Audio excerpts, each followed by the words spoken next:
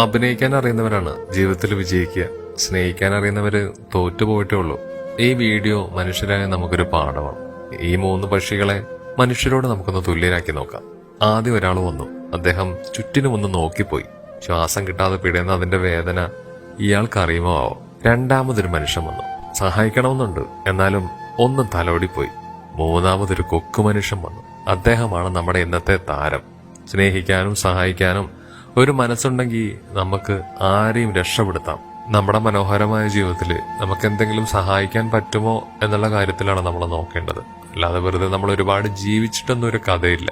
ഏതെങ്കിലും ഒരു മനുഷ്യനെങ്കിലും ദുരിതത്തിൽ നിന്നും അല്ലെങ്കിൽ സങ്കടങ്ങളിൽ നിന്നും ഒക്കെ അവനെ വിജയിപ്പിക്കുകയാണെങ്കിൽ അതായിരിക്കും ഏറ്റവും വലിയൊരു സമ്പത്തെന്ന് പറയുന്നത്. അല്ലാതെ ഒരുപാട് ഉണ്ടാക്കിയിട്ടൊന്നും ഒരു കാര്യമില്ല.